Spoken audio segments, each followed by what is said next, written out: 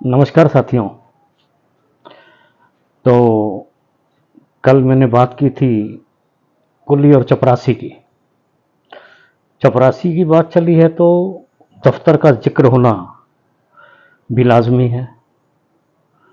तो दफ्तर शब्द सुनते ही आपके दिमाग में क्या आता है? कार्यालय, ऑफिस, यही दिमाग में आता है क्योंकि हमें बताया ही यही गया है। नौकरी पेशा लोगों के बारे में सोच के यही आता है कि दफ्तर जा रहे हैं। लेकिन दफ्तर शब्द की उत्पत्ति कहां से हुई या दफ्तर कहते किसको हैं? असल में दफ्तर कहते हैं रजिस्टर को। और जहां हम लोग जाते हैं, नौकरी के लिए लोग जाते हैं, जिसे हम ऑफिस कहते हैं, कार्यालय कहते हैं, वो है दफ्तर खान। दरअसल बहुत टाइम पहले की बात है। एक महाशय घर पर बैठे अपने रजिस्टर में कोई काम कर रहे थे। तभी उन सज्जन के घर पे कोई आया उनका पूछते हुए। तो उनकी बेगम से, उनकी बीबी से पूछा उन्होंने कि साहब हैं अंदर? तो बोली कि सुबह से दफ्तर खोले बैठे हैं, आज तो चले जाइए। तो उस व्यक्ति के दिमाग में ये आया कि दफ्तर उस कमरे को बोल रहे हैं जहां बैठ के वो रजिस्टर में एंट्रियां कर रहे हैं, जिसको हम इंद्राज कहते हैं।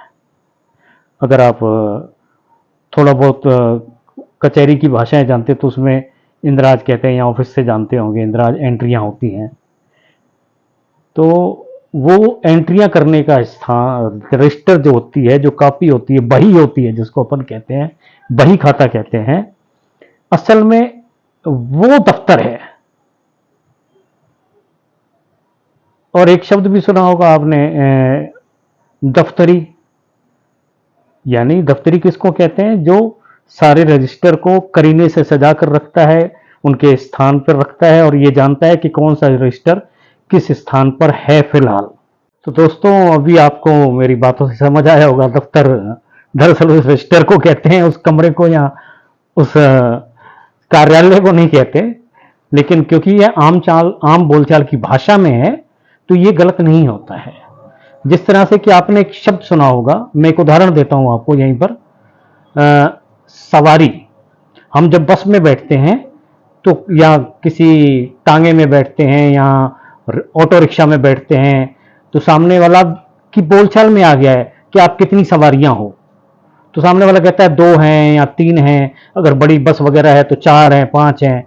लेकिन सोचने वाली बात यह है कि सवारी वो साधन होता है, वो बस सवारी है, वो ट्रक सवारी है, वो ट्रैक्टर सवारी है, वो मोटरसाइकिल सवारी है, वो ऑटो रिक्शा सवारी है।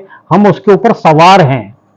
लेकिन चूंकि आम बोलचाल की भाषा में रम गया है, तो ये हमें, अगर आज हम बोलेंगे कि कितने सवार हैं, तो बल्कि अजीब लगता है।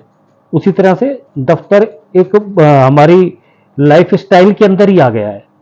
लेकिन असल मकसद मैंने आपको बताया, मेरा मकसद यही था आपको बताने का कि इसका अर्थ आपको पता लगे, जिनको नहीं पता है।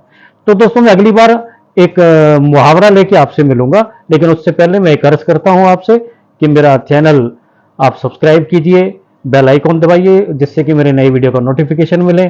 तो अगला जो मेरा ब्लॉग आएगा वो होगा चारों खाने चित्त।